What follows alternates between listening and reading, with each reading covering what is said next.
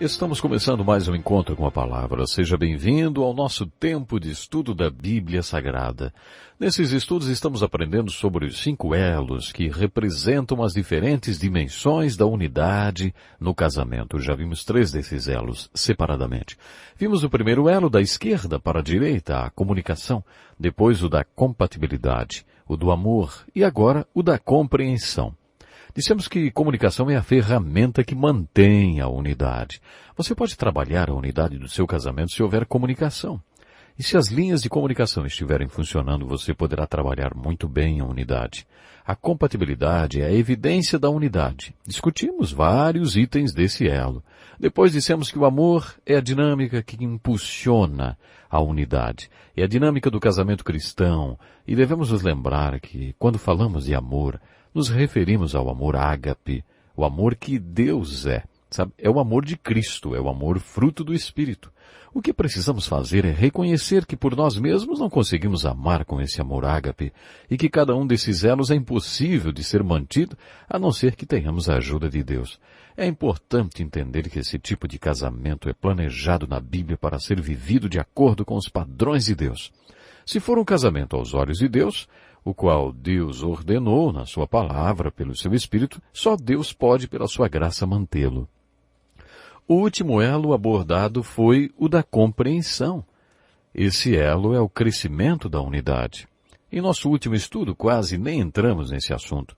Quanto mais velho fico, mais tempo levo para dizer as coisas. Infelizmente não terminei esse assunto no último programa, mas hoje quero terminar o que comecei.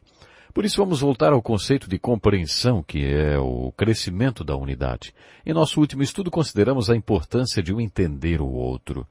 Para ver como isso é importante, basta constatar os perigos que acarretam a inexistência desse entendimento entre o casal.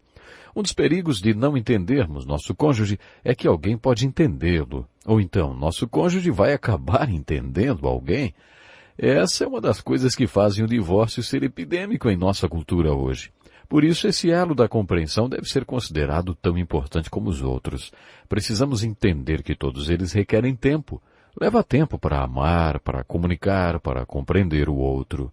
Também já falamos sobre o desafio que é compreender nosso cônjuge. Você só aceita esse desafio quando toma a decisão de entender a si mesmo.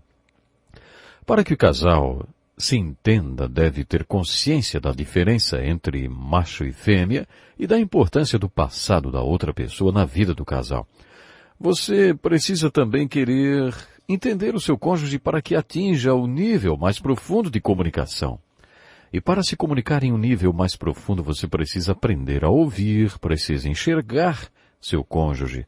Peça a Deus que dê a você olhos para enxergar seu cônjuge e ouvidos, claro, para ouvi-lo. Você deve amar o seu cônjuge e deve ter coragem quando se comunicar em um nível mais profundo. Se você tiver apenas o tipo de comunicação, ei, passa o sal aí, ou parece que vai chover hoje, então não precisa de coragem.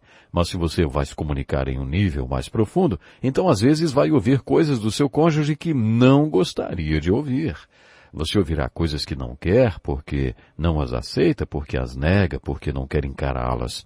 E você terá que aprender a lidar com esse conflito e com a raiva. Quando você chegar a esse ponto, terá que entender a necessidade da autoestima. É aí que a comunicação entra. Como é importante, sabe, essa ferramenta na construção da autoestima. Um vai ajudar o outro nesse processo. No programa de hoje, quero me deter em 2 desafios que foram lançados nos últimos programas. Vocês estão lembrados que dissemos que se o casal deseja se entender, também deve entender que cada um possui uma individualidade? Cada um precisa entender que todo ser humano é um indivíduo único criado por Deus. Vocês estão lembrados que falamos que somos indivíduos únicos, distintos de todas as outras pessoas? A individualidade é sagrada. Deus nos criou para sermos diferentes de todos os outros indivíduos da face da terra. É necessário entender que a individualidade pessoal é sagrada. Vou explicar o que quero dizer com isso. Anos atrás eu ouvi a palestra de um psicólogo cristão muito conceituado, também pastor, em uma importante universidade dos Estados Unidos. Ele disse que existe um tipo de teologia que deixa as pessoas doentes. Naquela época eu estava bem doente. Um dia depois que ele deu uma palestra para os ministros, eu perguntei a ele: Dr. Burkhardt, que teologia é essa que deixa as pessoas doentes, hein? E ele respondeu: É essa teologia que diz como a Bíblia ensina que devemos enxergar o indivíduo. Ela é equivocada. As pessoas entendem mal essa questão e por isso muitas pessoas acabam ficando doentes. Aí eu perguntei, mas o que a Bíblia diz sobre o nosso eu? Então ele respondeu, você é um espancador da Bíblia. Pegue sua concordância bíblica e estude isso.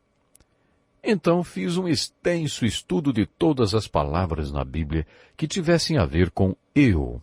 E com isso obtive uma revelação sobre o que a Bíblia ensina, sobre nós mesmos e como devemos buscar os nossos eus. Eu realmente tinha um monte de conceitos sobre mim mesmo que não eram bíblicos.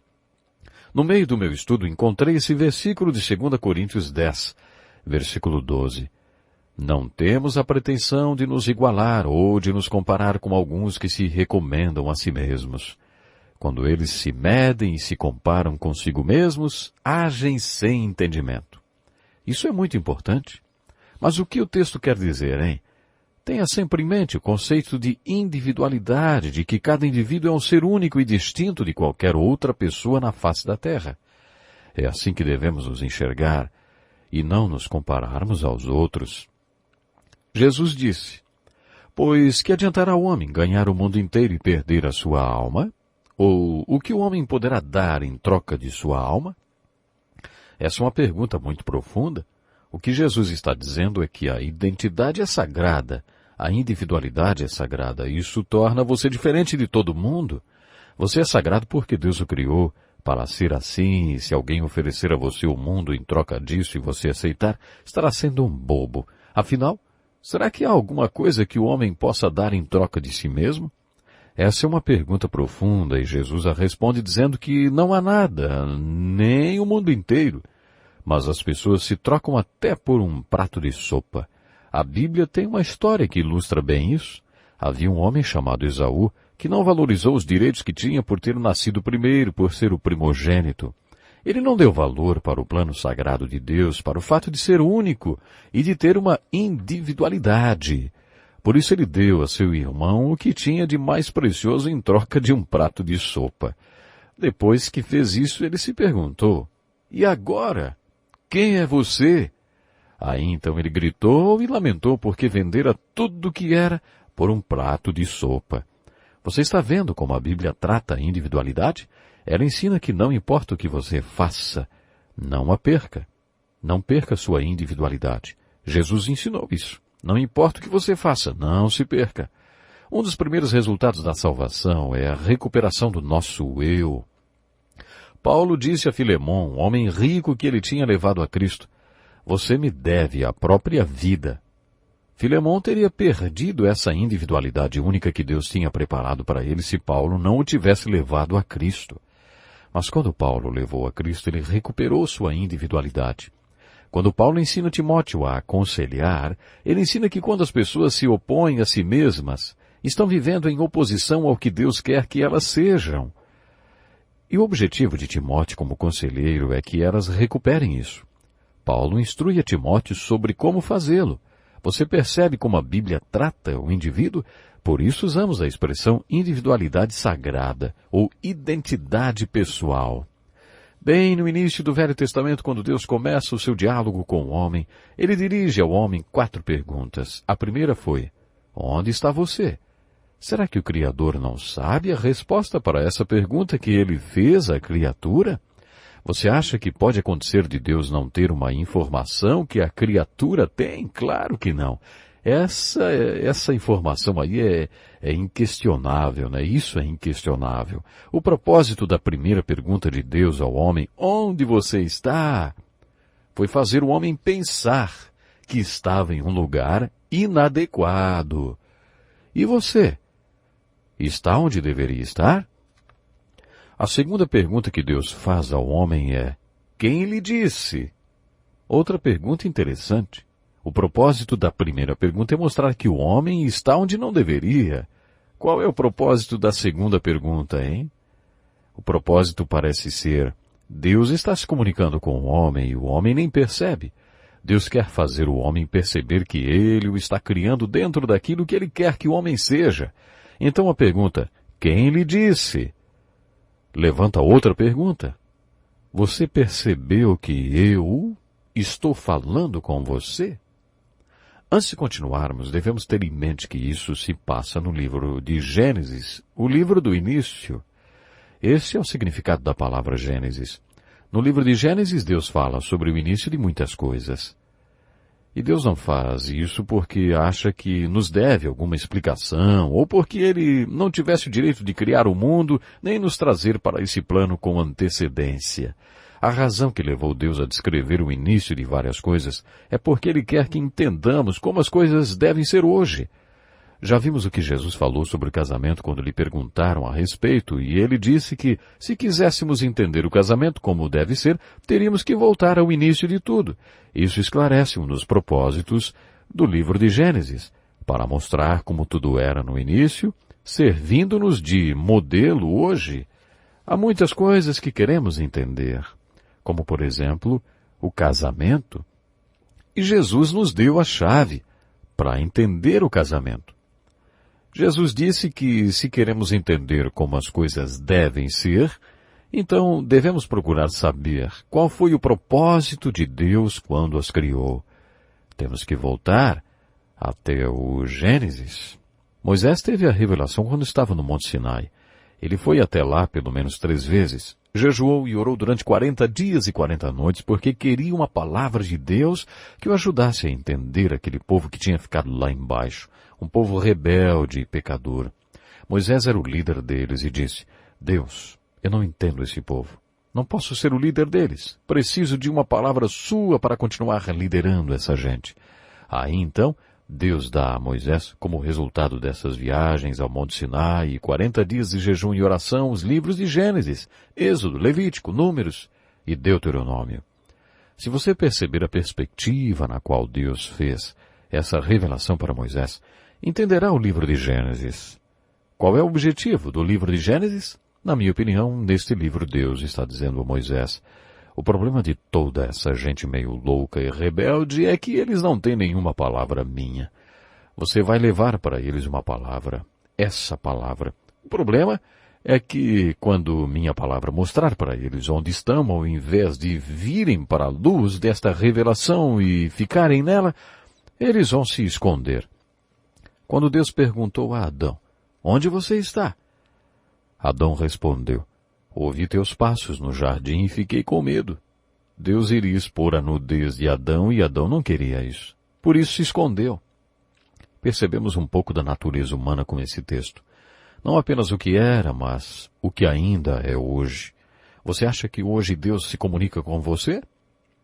Você acha que Ele pode perguntar para você: onde está você? Será que você tem essa convicção que deveria estar em algum lugar, mas não está? Você acha que, para tomar consciência, Deus pergunta onde você está? Acho que isso acontece, que damos o nome a isso de crise de identidade. Sabe, foi o que eu vivi quando participei de um estudo bíblico. A segunda pergunta de Deus para Adão foi: quem lhe disse? Não é bem assim que está no original em hebraico. Outra tradução diz: o que te fez saber isso? Porque ele estava nu e se escondendo, e a voz de Deus iria expor sua nudez. Quem lhe disse que você estava nu, hein? No capítulo 3 de Gênesis, vemos Deus recapitulando com Adão o que tinha acontecido. Quem você acha que o fez descobrir isso? É claro que a resposta é: um Deus amoroso fez você descobrir isso porque Ele quer que você faça alguma coisa a respeito do lugar em que você está. Você está no lugar errado. A próxima pergunta nos leva a fazer um tipo de confissão. Você comeu do fruto da árvore da qual lhe proibi de comer? Acho esse negócio de fruto da árvore alegórico. Não quer dizer que seja um mito ou nem ficção, nem que não tenha significado. Uma alegoria é uma história na qual as pessoas, lugares e coisas têm um significado mais profundo, geralmente um significado espiritual. Essa é a definição de alegoria. Você já viu uma árvore do conhecimento? Já viu uma árvore da vida? Você já viu ou ouviu uma voz andar? Essa linguagem é alegórica. Mas o que ela está ensinando, hein? Qual é a verdade que ela ensina? A ideia da árvore é a seguinte: Eu coloco você neste mundo. Sei melhor do que você quais são suas necessidades e posso satisfazê-las todas através dessas árvores. Você pode participar delas nesta ordem de prioridade que apresentei para você. Essa ordem de prioridade na qual Deus as apresenta satisfaz ou satisfez as necessidades dos olhos deles. Na Bíblia isso significa a mente, a maneira como você vê as coisas. Deus aqui está dizendo alegoricamente, a sua maior necessidade é que eu mostre a você como ver as coisas. Porque se os seus olhos forem sãos, todo o seu corpo será cheio de luz, mas se os seus olhos, a maneira como você vê as coisas não for boa, todo o seu corpo será cheio de escuridão. Por isso é importante a maneira como você vê as coisas. Essas árvores no jardim satisfazem as necessidades dos seus olhos e depois satisfarão a sua necessidade de alimento, ou seja, todas as suas necessidades e todos os seus desejos. Deus está dizendo em Gênesis 2 e 3 que é nessa ordem que você chegará à árvore da vida. Observe que quando caem, em Gênesis 3, o homem e a mulher confundem a ordem de prioridade dessas árvores. Eles participam da árvore proibida nessa ordem. Primeiro porque era bom para comer, não. Depois porque era agradável aos olhos. Em outras palavras, alegoricamente, isso significa que o homem não vive só de pão, mas de toda palavra que procede da boca de Deus. É assim que o homem vive. Gênesis 13 está dizendo alegoricamente, foi nessa ordem que coloquei o homem no mundo. Eu não o larguei lá tateando na escuridão. Eu darei a ele a minha palavra, mas quando fizer, isso deixará incomodado e ele vai se esconder, porque deixarei as suas necessidades às claras, deixarei a sua nudez às claras, e ele não quer que eu faça isso. Por isso ele vai se esconder o resto da sua vida. Você já comeu da árvore proibida? Quer dizer, você está procurando respostas no lugar errado? De onde você tem tirado seus conceitos e definições sobre os papéis da mulher e do homem no casamento? Da cultura da nossa sociedade ou da Bíblia, hein? Outra maneira de fazer a mesma pergunta é, você está comendo das árvores certas ou das árvores erradas, hein? No Salmo 1 encontramos a definição do homem abençoado e também quais são suas bênçãos. Logo no começo lemos que ele é abençoado porque não segue o conselho do ímpio. Pense nisso por um minuto. Ele não segue o conselho dos ímpios e por isso ele é abençoado. E você, hein? Segue o conselho dos ímpios? Quando você tem algum problema, você busca o pastor da sua igreja ou um presbítero que busque na Bíblia o conselho de Deus para o seu problema? Ou será que você busca o conselho de algum doutor, especialista que nem teme a Deus, hein? Quando eu estava no seminário, era comum termos que pedir empréstimo de estudante. E em frente ao banco onde fazíamos o empréstimo e a ajuda financeira, havia um quadro com os dizeres, se você é tão inteligente, por que não é rico? E nós seminaristas achávamos mesmo que sabíamos tudo. Essa era uma boa pergunta. Deveria haver um tipo de pergunta dessas para todo mundo, né? Se você é tão esperto, por que não é feliz, hein?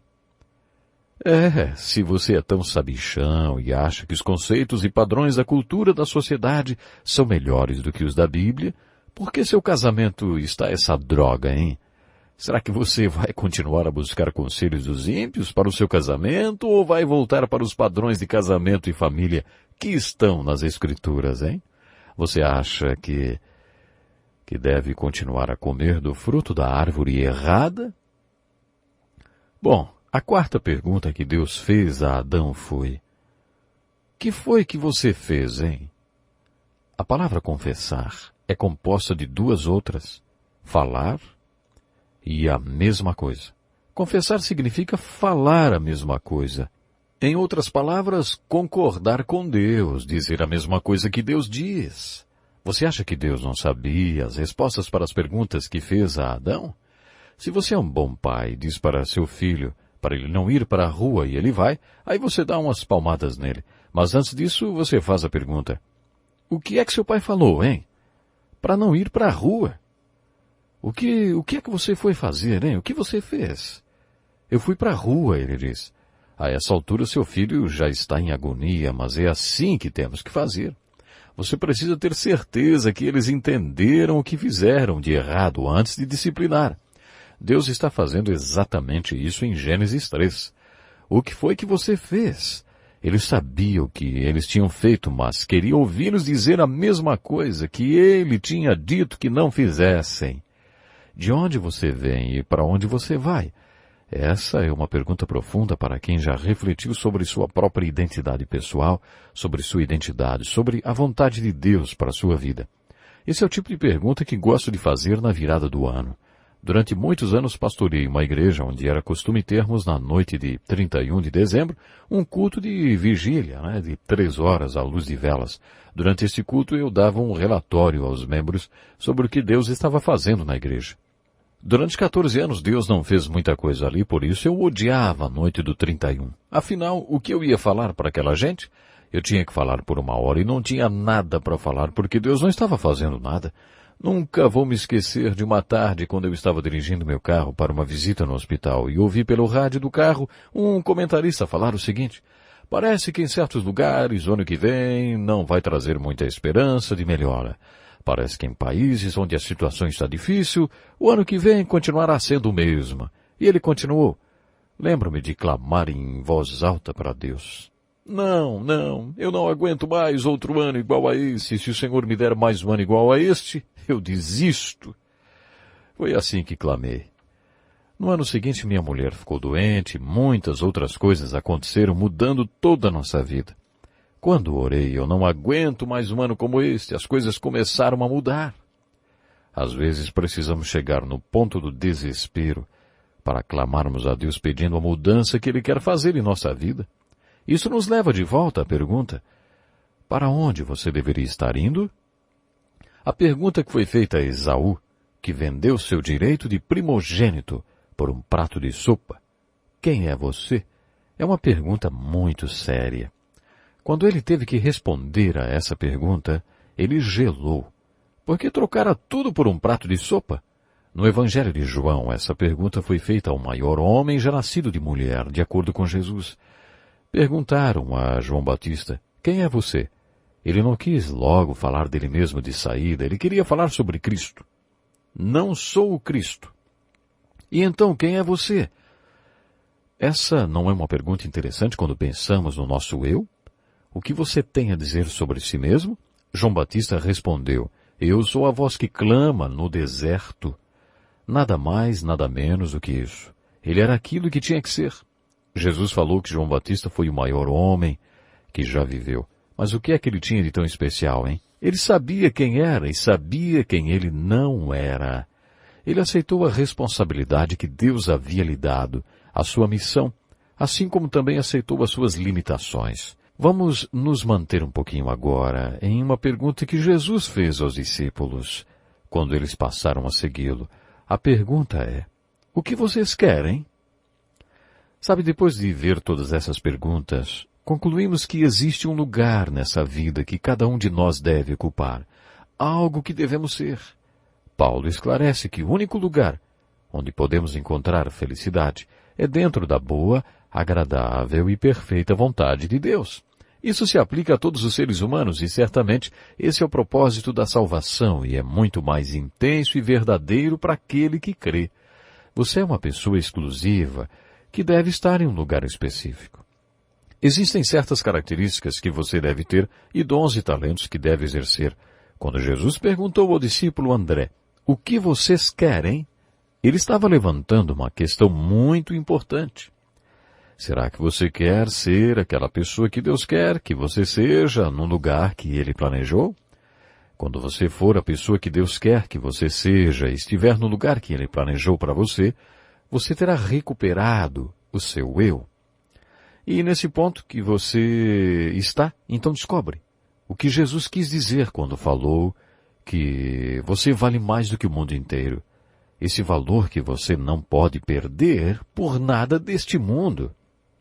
Você deve estar se perguntando o que a recuperação da individualidade tem a ver com o casamento. Lembre-se do que já falamos no início dessa série de estudos.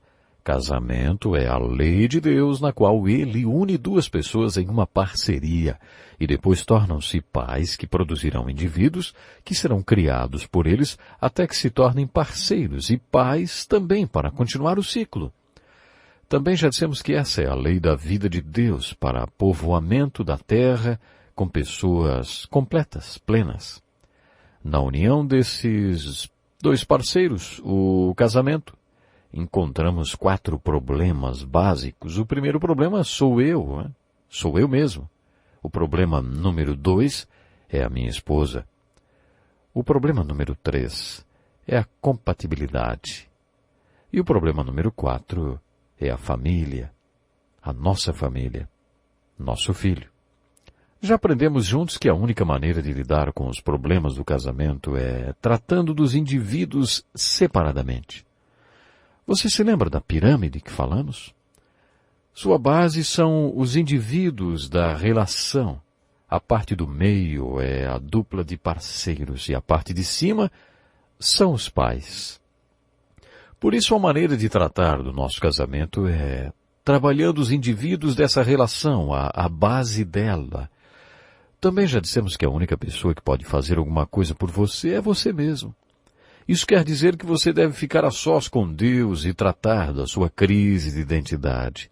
Indo um pouco mais adiante, também já falamos que a pessoa com quem você vive jamais será feliz até que vocês dois tenham um nível profundo de comunicação, no qual um entende o outro e os dois se expressam de maneira profunda, tratando de todas essas questões que abordamos. Lembre-se que quando você e seu cônjuge atingem esse ponto, vocês atingem um nível profundo de comunicação. Não a comunicação do tipo, ei, passa o sal aí, ou acho que vai chover hoje. Não, vocês falam sobre coisas importantes. Falam sobre coisas vitais. É extremamente importante que você ajude seu cônjuge a entender essas perguntas todas e a ter as respostas certas para elas. Desde que o pastor Dick Woodward descobriu essas 8 perguntas e desenvolveu esse estudo em 1961, foram criados grupos de estudo da Bíblia do tipo Encontro com a Palavra, com no máximo 12 pessoas, para estudar essas perguntas e respondê-las. São retiros com duração de 3 ou 4 dias que têm acontecido várias vezes durante todos esses anos. É impressionante o que tem se ouvido das pessoas que participam desse estudo. As pessoas ficam surpresas com o quanto passam a conhecer os seus cônjuges. É impressionante o que Deus tem feito nesses retiros, o autoconhecimento e o conhecimento do companheiro que é adquirido através desse estudo. Agora eu gostaria de desafiar vocês, como casal, a terem uma comunicação profunda entre vocês, usando essas 8 perguntas. Façam essas 8 perguntas um para o outro. Sei que, se vocês fizerem isso, vão usufruir uma comunicação profunda e se surpreenderão com o que Deus pode fazer em suas vidas. Acho que uma das grandes tragédias dos casamentos é que as pessoas passam anos juntas sem se conhecerem profundamente, sabe? Eu sei que muitas pessoas estão pensando agora de como realmente poderiam aproveitar melhor a sua vida em família, como casal. Sei que Deus pode trabalhar intensamente através dessas perguntas e suas respostas, porque foi através delas que eu entrei para o ministério. Eu trabalhava na área social e já tinha desistido de ser pastor. Tinha várias razões para isso, mas não vou entrar em detalhes. Vocês não precisam saber. Essas perguntas e suas respectivas respostas me colocaram onde estou hoje. Não tenho nem ideia aonde essas perguntas podem levar você, mas sei que se elas levarem você para o centro da boa, agradável e perfeita vontade de Deus, você será a pessoa mais feliz do mundo. Isso porque sei que o motivo da infelicidade entre os crentes hoje é que eles estão a quilômetros de distância das respostas para essas perguntas. Quantos crentes felizes você conhece, hein? Por isso desafio vocês com essas perguntas. Primeiro, tentem respondê-las sozinhos e depois tentem fazer juntos marido e mulher. Maridos, vocês sabem que são responsáveis por suas esposas? Vocês devem apresentá-las a Cristo, gloriosas, sem mancha, nem ruga ou coisa semelhante, mas santas e inculpáveis. Essa é a responsabilidade dos maridos. E vocês, mulheres, devem completar a seus maridos. Como vocês fazem isso, hein? Vocês podem me dizer o que é ser completo? Por isso desafio vocês a, além de buscarem um entendimento entre vocês, a considerarem esse nível de comunicação e essas perguntas. Também já dissemos que quando temos essa comunicação profunda, nos deparamos com conflitos e rancores, o que não é fácil. É necessário que os dois se expressem de maneira profunda e corajosa. O apóstolo Paulo mostrou compreender esse assunto sobre a comunicação e a compreensão. Em Coríntios ele diz, falamos abertamente a vocês, coríntios, e lhes abrimos todo o nosso coração. Não lhes estamos limitando o nosso afeto, mas vocês estão limitando o afeto que têm por nós. Numa justa compensação, falo como a meus filhos. Abram também o coração para nós. Paulo está dizendo aos coríntios que seu coração está aberto para eles, mas eles bloqueiam seu amor. O casal deve ter o coração totalmente aberto um para o outro. Muitos se mantêm fechados, retraídos, porque quando se comunicam abertamente de maneira mais profunda, acabam se ferindo. Algumas pessoas dizem, é mais fácil chover canivete do que eu falar outra vez com você. Você já sentiu isso? Vocês sabem do que estou falando, não sabem? Prestem atenção em mais este versículo de 2 Coríntios 2, versículo 2. Diz assim, pois, se os entristeço, quem me alegrará senão vocês, a quem tenho entristecido? Isso sim é sabedoria. Se você sempre criticar, vai desencorajar a pessoa, vai conseguir deixá-la deprimida. E aí, quem é que vai ajudar você a crescer? Aquela pessoa que você derrubou? Aí serão dois deprimidos. Não ponha seu cônjuge para baixo. Ajude-o a crescer. Com isso, você o terá para ajudar você a crescer. Agora que já vimos a importância de um entender o outro e que isso é um grande desafio, vamos ver como podemos entender o nosso cônjuge. Para tanto, vamos voltar mais uma vez às palavras de Jeremias. O coração é mais enganoso que qualquer outra coisa e sua doença é incurável. Ninguém pode avaliar o quanto, só o Senhor. Ele sonda os corações e seus propósitos. Vocês entenderam isso?